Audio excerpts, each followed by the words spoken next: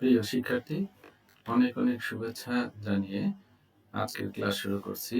আমি পীযূষ কান্তি শীল, Ghatail cantonment public school ও college. আশা করি তোমরা সকলে ভালো আছো, সুস্থ আছো। আমিও ভালো আছি এবং সুস্থ আছি। তোমাদের অনলাইন ক্লাসের ধারাবাহিকতা অনুযায়ী আজকেই তোমাদের নতুন একটি বিষয় নিয়ে আলোচনা করব, যেটা খুবই যুবক উপযোগী এবং আমাদের বিদ্যালয় সংক্রান্ত। তোমরা কিছু ছবি লক্ষ্য করো, দেখতে পাচ্ছ একটি গ্রামের স্কুল, ছেলেমেয়েরা লেখাপড়া করছে ঠিক আমাদের মতোই। দেখো তারপরের যে ছবিগুলি, সেটিও একটি স্কুলের ছবি। সাথে শিক্ষক তাদের বিভিন্ন সমস্যার সমাধান করছে এবং একজন বিমর্ষ ছাত্র চুপচাপ বসে আছে। আবার একজন শিক্ষক সকল ছাত্রদের মধ্যে বিভিন্ন কাউন্সিলিং করছে। হ্যাঁ বন্ধুরা, আমরা স্কুল কলেজের যে সকল বিভিন্ন সমস্যা আছে, এই সমস্যাগুলো সমাধানের জন্যই যে পদ্ধতিতে কাজ করি, সেটা নিয়েই আজকে আমরা আলোচনা করব। আজকের পাঠ যদি বলি, তাহলে এই পাঠকে আমরা বলবো হচ্ছে বিদ্যালয় সমাজকর্ম। তোমাদের কাছে বিষয়টি নতুন হতেই পারে। এই বিষয়টি আমাদের জন্য একটু অন্যান্য সময়ের থেকে একটু আলাদা। তা আমরা এই ক্লাসের মাধ্যমে যে বিষয়গুলি সম্পর্কে বিস্তারিত জানতে পারবো, তোমাদের কাছে আমি সংক্ষেপে সেটি বলছি। যেমন আমরা এই পাঠের মাধ্যমে, আজকের পাঠের পরবর্তীতে আমরা বুঝতে পারবো বা জানতে পারবো বিদ্যালয় সমাজকর্ম কি, বিদ্যালয় সমাজকর্ম কাজ কি, বিদ্যালয় সমাজকর্ম কিভাবে যাত্রা শুরু করলো এবং কিভাবে আমাদের যাত্রা শেষ হলো, এবং একজন বিদ্যালয় সমাজকর্মী কিভাবে তার পেশাগত দায়িত্বগুলো পালন করে থাকে। বিদ্যালয় সমাজকর্ম আমাদের উন্নত বিশ্বের দেশগুলিতে খুবই জনপ্রিয়। একসময় আমাদের দেশেও এর কার্যক্রম শুরু হয়েছিল, কিন্তু যে দেশে শিক্ষকদেরই সরকার বেতন দিতে পারে না বা ছাত্রদের সুযোগ সুবিধা দিতে পারে না, সেখানে একজন বিদ্যালয় সমাজকর্মী নিয়োগ করে তার যে কার্যক্রম, এই কার্যক্রমগুলো সঠিকভাবে পরিচালনা করা খুবই কষ্টকর। তার এই কারণেই একটি সময় আমরা যখন ইতিহাস পড়ব, তখন দেখব যে একটি সময় সরকার এটা বন্ধ করে দিতে বাধ্য হয়েছে।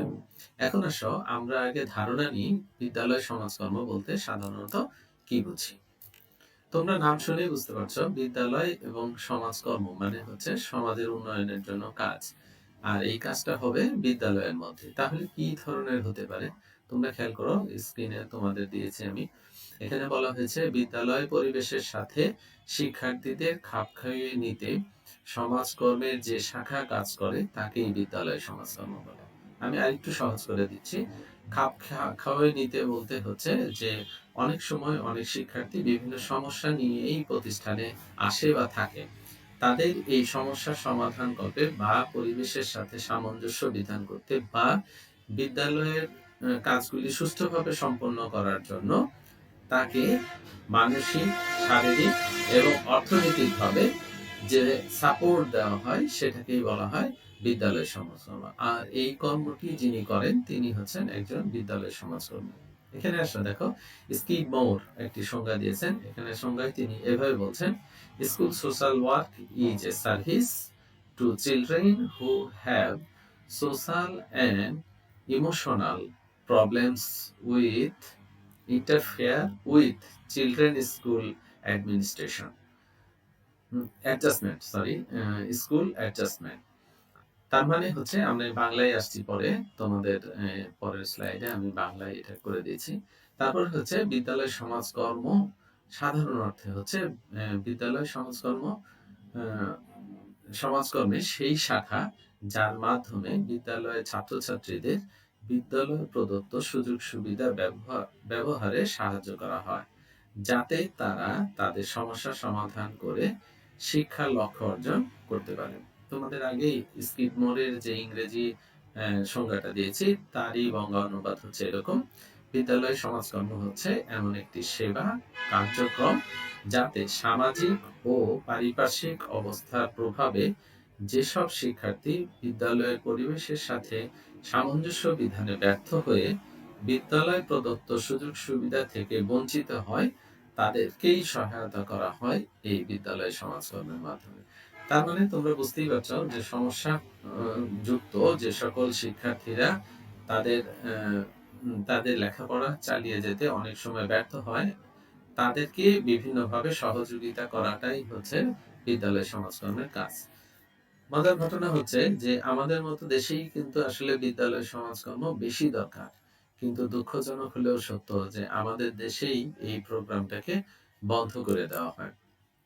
আসো আমরা যদি এর ইতিহাস জানতে চাই, তাহলে যে জিনিসটা দাঁড়াবে এরকম: বিদ্যালয় সমাজকর্ম আমেরিকা যুক্তরাষ্ট্রে শিক্ষার সুযোগ সুবিধা বঞ্চিত ছেলে মেয়েদের জন্য সর্বপ্রথম চালু করা হয়। 1906-7 সালের দিকে নিউ ইয়র্ক, বোস্টন, হার্টফোর্ড প্রভৃতি স্থানে এই সেবা চালু করা হয়। 1913 সালে নিউ ইয়র্কেও রক্টার এই পরিদর্শক শিক্ষক নিয়োগ দিয়ে ওই কর্মসূচির পুনর্বিন্যাসের মাধ্যমে স্কুল সমাজকর্মীর সংখ্যা বৃদ্ধি করা হয়। ছাত্রছাত্রীদের ক্ষেত্রে সামাজিক ব্যাধি, দারিদ্র্য, জীর্ণ স্বাস্থ্য ব্যবস্থা ইত্যাদির প্রভাব ফেলে এমন পরিস্থিতি অনুধাবনে সক্ষম ব্যক্তি তথা বিদ্যালয় সমাজকর্মী নিয়োগ জোরদার করা হয়। আসল কথা হচ্ছে যে ছাত্রছাত্রীদের যে বিভিন্ন সমস্যা আছে, এই সমস্যার পরিস্থিতিকে মোকাবেলা করার জন্যই আসলে বিদ্যালয় সমাজকর্মী নিয়োগ দেওয়া হয়ে থাকে। 1960 সালে সরকারি বিদ্যালয়ের সাথে বেসরকারি বিদ্যালয়গুলো সমাজকর্ম চালু করা হয়। পাকিস্তান আমলে 1969 সালে এদেশে বিদ্যালয় সমাজকর্ম চালু করা হয়। 1971 সাল পর্যন্ত মোট 10টি বিদ্যালয়ে এটি চালু ছিল। 1984 সালে এদেশে বিদ্যালয় সমাজকর্ম দুঃখজনকভাবে হলেও সত্য যে সমাজকর্ম কার্যক্রমটাকে বন্ধ হয়ে যায় এবং এখন পর্যন্ত আমরা এটার আর মুখ দেখতে পারিনি। এটা শিক্ষার উন্নয়নে গুরুত্বপূর্ণ ভূমিকা রাখবে। কিভাবে তোমরা নিশ্চয়ই একটু পরে বুঝতে পারবে আমরা যখন এর কার্যক্রমগুলো পড়াবো। দেখো, বিদ্যালয় সমাজকর্মের ইতিহাসকে যদি আমি শর্টকাটে বলি বা এই সালগুলো মনে রাখার জন্য তোমাদেরকে যদি এইভাবে এই চারটা দিই, তাহলে জিনিসটা দাঁড়াবে এরকম: 1906-7 শিক্ষাবর্ষে মার্কিন যুক্তরাষ্ট্রে বিদ্যালয় সমাজকর্ম চালু। 1913 তে ভিজিশন্ট টিচার্স প্রবর্তন করা হয়। তার মানে হচ্ছে ভিজিট করে যে সকল টিচারগুলা, এই ভিজিটিং টিচার্স প্রবর্তন করা হয় 1913 সালে। এবং ম্যারি রিসপন্ড তোমার সোশ্যাল কেস ওয়ার্ক গ্রন্থে 1945 সালে America association of social work বা NASW এখান থেকে তোমার হচ্ছে এর কার্যক্রম চালু করা হয় এবং 1960 সালে এটার জন্য আইন প্রণয়ন করা হয় এবং 70-80 শিক্ষাবর্ষে এটাকে চালু করা হয় আন্তর্জাতিকভাবে। বাংলাদেশে এর ক্ষেত্রে যে জিনিসটা হবে, 1966 সালে সর্বপ্রথম বিদ্যালয় সমাজকর্ম চালু করা হয়। 1969 সালে ঢাকার আরবিটোলা উচ্চ বিদ্যালয়ে এবং চট্টগ্রামে মুসলিম হাই স্কুলে এই কার্যক্রম প্রথম চালু করা হয় এবং 70 সাল পর্যন্ত 10টি বিদ্যালয়ে এটার সম্প্রসারণ ঘটে এবং দুঃখজনক হলেও সত্য 1984 সালে এই কার্যক্রমকে বন্ধ ঘোষণা করা হয়। এখন আসো, বিদ্যালয় সমাজকর্মটাই আমাদের দেশে গুরুত্ব না পেলেও উন্নত বিশ্বের দেশগুলোতে কেন এটা এত বেশি গুরুত্বপূর্ণ, এটা আমরা এখন জানবো। খেয়াল করে দেখো, এর গুরুত্বের মধ্যে যে জিনিসটা আছে, শিক্ষার্থীদের শারীরিক, মানসিক, নৈতিক ও চারিত্রিক দিকের বিকাশ সাধন করে। শিক্ষার্থী, শিক্ষক ও শিক্ষার্থীদের পরিবারের সাথে আন্তঃসম্পর্ক সৃষ্টিতে গুরুত্ব বহন করে। তথ্য সংগ্রহ, বিশেষ করে ছাত্র শিক্ষক এদের তথ্য সংগ্রহ করতে গুরুত্বপূর্ণ ভূমিকা রাখে। ছাত্র ছাত্রীদের স্কুলে নিয়মিত না আসার কারণ অনুসন্ধানে গুরুত্ব বহন করে। যোগাযোগ সৃষ্টি ও সমন্বয় সাধনে এটি খুবই গুরুত্বপূর্ণ, বা যে সকল সমস্যাগ্রস্ত ছাত্রছাত্রী আছে তাদের কাউন্সেলিং বা উদ্বুদ্ধকরণে এটি খুবই গুরুত্ব বহন করে থাকে। এছাড়াও আরো গুরুত্বপূর্ণ বেশ কিছু কাজ আছে, যেমন শিক্ষার্থীদের হীনমন্যতা দূর করতে পারে, নিরক্ষরতা ও কুসংস্কারচ্ছন্নতা দূর করতে পারে, অনুকূল পরিবেশ সৃষ্টি করতে পারে, মানে শিক্ষার অনুকূল পরিবেশ সৃষ্টি করতে পারে এবং শিক্ষার্থীর মনোসামাজিক সমস্যা সমাধান করতে পারে। আগামী দিনের সুনাগরিক ও জাতির কর্ণধার হিসাবে গড়ে তুলতে বিদ্যালয় সমাজকর্ম গুরুত্বপূর্ণ ভূমিকা রেখে থাকে। এখন আসো আমরা সংক্ষেপে যে জিনিসগুলি বলবো। একজন বিদ্যালয় সমাজকর্মী কি ধরনের কাজ করে থাকে? তোমাদের পরীক্ষায় এটি সবথেকে বেশি গুরুত্বপূর্ণ প্রশ্ন হয়ে থাকে এবং আমাদের জানার জন্য যে একজন বিদ্যালয় সমাজকর্মী, তুমি যখন সমাজকর্ম পাশ করে এসে যদি কোনো দেশে চাকরি পাও বিদ্যালয় সমাজকর্মী হিসাবে, তখন তুমি কি কি দায়িত্ব পালন করবে সেই জিনিসগুলো এখানে দেওয়া আছে সংক্ষেপে। যেমন প্রথমেই দেওয়া আছে গৃহ, স্কুল, কমিউনিটির মধ্যে সংযোগকারী হিসাবে কাজ এবং সরাসরি সেবা প্রদান করা। এখানে স্কুল, গৃহ এবং কমিউনিটির মধ্যে সংযোগকারী, তার মানে সমন্বয়কারীর দায়িত্ব। আমরা সমন্বয়কারীর দায়িত্ব একটু পরে ডিটেলস জানবো। তারপরে হচ্ছে সরাসরি সেবা প্রদানকারী। সরাসরি সেবা বলতে এখানে শিক্ষকরা শুধুমাত্র জ্ঞান দান করে, আর সমাজকর্মী সেই সবাই তো সমস্যাগ্রস্ত হয় না, 2-4 জন সমস্যাগ্রস্ত হয় প্রত্যেক ক্লাসে হয়তো। এই সমস্যাগ্রস্ত ব্যক্তির তথ্য সংগ্রহ করা, তাদের সাথে সরাসরি যোগাযোগ করা, প্রয়োজনে তার পরিবারের সাথে যোগাযোগ করা এবং তার সমস্যাকে চিহ্নিত করা, সেই সাথে সাথে এই সমস্যার সমাধানে গৃহীত পদক্ষেপ গ্রহণ করা। এই কাজটি একজন শিক্ষকও করতে পারেন, কিন্তু শিক্ষক যদি একজন শিক্ষার্থীর পিছনে এত সময় ব্যয় করে, তাহলে সে অন্যান্য শিক্ষার্থীর সাথে তার যোগাযোগ রক্ষা করা বা তার পাঠদানটা সঠিক হয় না। এই কারণে সমস্যাগ্রস্ত ছাত্রছাত্রীকে যদি আমরা আলাদা করি এবং একজন সমাজকর্মী যদি তাকে প্রশিক্ষণ দেয় বা তদারকি করে, তাহলে এর মানটা অনেক বাড়তে পারে। উন্নত বিশ্বের দেশগুলোতে ঠিক এই ঘটনাটাই ঘটে। তিনি একজন গবেষক হিসাবেও কাজ করে থাকেন। এখন এখানে গবেষণা বলতে যে জিনিসটাকে বোঝানো হয়েছে, সমস্যাগ্রস্ত ব্যক্তিদের নিয়ে, মানে সমস্যাগ্রস্ত শিক্ষার্থীদের নিয়েই কিন্তু তিনি গবেষণা করেন এবং এর কিভাবে এর সমস্যা দূর করা যাবে সেই ব্যাপারে তিনি সুচিন্তিত মতামত দেন এবং কার্যক্রম গ্রহণ করেন। শিশু কিশোরদের বিভিন্ন সংগঠন গড়ে তোলা, প্রতিষ্ঠানের মধ্যে শিশু কিশোরদের সাথে যায় এরকম বিভিন্ন সংগঠন গড়ে তোলা এবং তাদেরকে নেতৃত্ব তৈরি করার জন্য, শিশু নেতৃত্ব তৈরি করার জন্য তাদেরকে উৎসাহিত করা এবং এই কর্মসূচি গ্রহণ করা। অনুঘটকের ভূমিকা পালন করে, বা এখানে হচ্ছে তিনি সেতু বন্ধনের কাজ করে। কিভাবে? সমস্যাগ্রস্ত শিশুর অভিভাবক, শিশু বা শিক্ষার্থী এবং প্রতিষ্ঠান এর সাথে সমন্বয় ঘটাই হচ্ছে এই একজন সমাজকর্মী, বিদ্যালয় সমাজকর্মী। আরেকটি পয়েন্ট হচ্ছে পরিবর্তন প্রতিনিধি হিসেবেও তিনি কাজ করেন। চেঞ্জিং এজেন্ট হিসেবে তিনি কাজ করেন। এখানে পরিবর্তন বলতে ইতিবাচক পরিবর্তন, কোন সমস্যাগ্রস্ত শিশুর সামাজিক অবস্থা, রাজনৈতিক, অর্থনৈতিক বা পরিবেশগত অবস্থা পরিবর্তনে তিনি গুরুত্বপূর্ণ ভূমিকা রাখেন। আমরা সমন্বয়কারী ভূমিকা এটা একটু পরে আসছি। আরো আগে আরো দুই একটা পয়েন্ট আছে যেটা তোমরা খাতায় লিখে রাখতে পারো। সেটা হচ্ছে সমস্যা সমাধানকারী হিসেবে আমরা তাকে আখ্যায়িত করতে পারি। সেটা হচ্ছে একজন বিদ্যালয় সমাজকর্মীকে সমস্যা সমাধান কর্মী হিসাবে আমরা বলে থাকি। তিনি শিক্ষক, সাথে সাথে শিক্ষক এবং প্রশিক্ষক দুটিরই কিন্তু দায়িত্ব পালন করেন। তিনি দিক নির্দেশনা দান করেন, যেহেতু ছাত্রের, সেহেতু তাকে আমরা শিক্ষক বা প্রশিক্ষক বলতে পারি।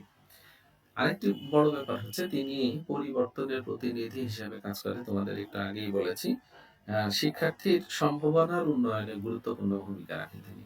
তার মানে প্রত্যেকটি শিশুরই কিন্তু কিছু না কিছু প্রতিভা আছে। তিনি খুঁজে খুঁজে তার এই প্রতিভাটাকে বের করে এবং সেই প্রতিভার উন্নয়নে তিনি গুরুত্বপূর্ণ ভূমিকা পালন করেন। তিনি বিভিন্নভাবে পরামর্শ দান করেন এবং দেশের উন্নয়নে বা শিক্ষার উন্নয়নে তিনি গুরুত্বপূর্ণ ভূমিকা পালন করে থাকে। আসো এখন আমরা যেটা গুরুত্বপূর্ণ বিষয় দেখব, তিনি একজন সমন্বয়কের ভূমিকা পালন করে থাকে। এখানে সমন্বয়ক হচ্ছে বিদ্যালয় সমাজকর্মী। তিনি যোগাযোগ করে সমস্যাগ্রস্ত ছাত্রর সাথে।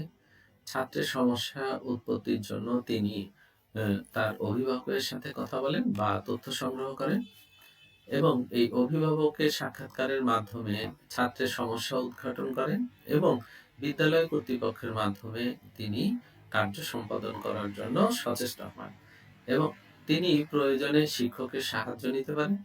শিক্ষকদের সহায়তার মাধ্যমে তিনি এই ছাত্রের আর্থ সামাজিক অবস্থা উন্নয়নে বা তার মূল সমস্যা চিহ্নিত করে তার বিষয়ে সিদ্ধান্ত গ্রহণ এবং তাকে সঠিক একটি পথ নির্দেশনা দানের জন্য তিনি সকল কার্যক্রম গ্রহণ করে থাকে। এই পুরো কার্যক্রমটাকে আমরা একজন সমন্বয়কের ভূমিকায় পালন করে হচ্ছে বিদ্যালয় সমাজকর্মী, এবং বিদ্যালয় সমাজকর্মীর মাধ্যমেই কিন্তু একজন সমস্যাগ্রস্ত ছাত্রকে চিহ্নিত এবং তার সেবা দান করা অনেক অংশেই সহজ হয়।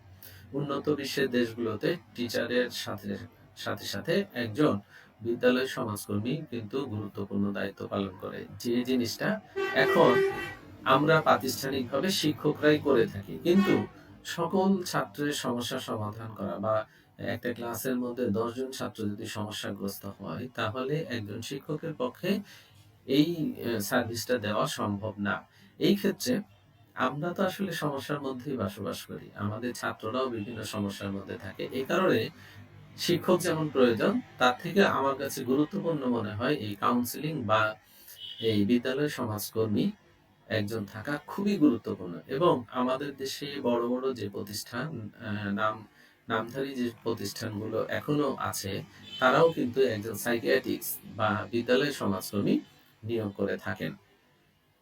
এখন ছেলে মেয়েদের ভালো কিছু করার জন্য অবশ্যই ভালো কিছু চিন্তা করা অবশ্যই দরকার, এবং সেই অনুযায়ী একজন বিদ্যালয় সমাজকর্মী গুরুত্বপূর্ণ ভূমিকা পালন করে থাকে। এখন তোমরা নিশ্চয়ই বুঝতে পারছো, আমরা অনেকগুলো বিষয় নিয়ে এখানে আজকে ক্লাসে অবতারণা করেছি। তার মধ্যে প্রথমেই হচ্ছে নতুন একটি বিষয় তোমাদের কাছে, বিদ্যালয় সমাজকর্ম।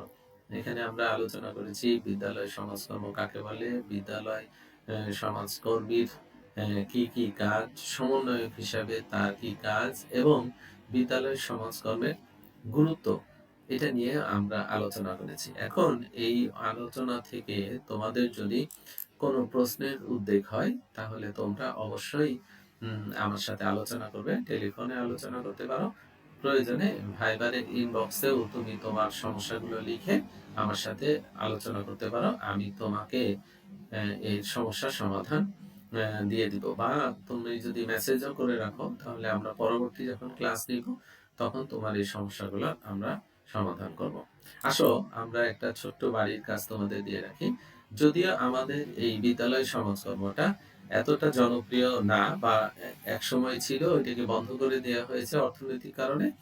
এখন এর ইতিহাস তোমাদের বইয়ের সাথে বই থেকে কিছু বিষয় পড়ে তারপরে তোমরা খাতায় সুন্দর করে লিখবে বিদ্যালয় সমাজকর্মের ইতিহাসটা কি, এবং উন্নত বিশ্বে এটা এত গুরুত্বপূর্ণ কেন। এই দুইটা জিনিস, দুইটা পয়েন্ট, এক হচ্ছে বিদ্যালয় সমাজকর্মের ইতিহাস, দুই হচ্ছে এর গুরুত্ব, বা বিশ্ব বিশ্ব বিশ্ব স্কুল সমাজকর্মী বিশ্বে এত গুরুত্বপূর্ণ কেন, বা এত উন্নত বিশ্বের দেশগুলা এটাকে এত গুরুত্ব দেয় কেন। তোমাদেরকে আবারও অনেক অনেক শুভেচ্ছা, ভালোবাসা জানিয়ে আজকের মতো তোমাদের পাঠ সমাপ্ত করছি। অনেক অনেক ধন্যবাদ।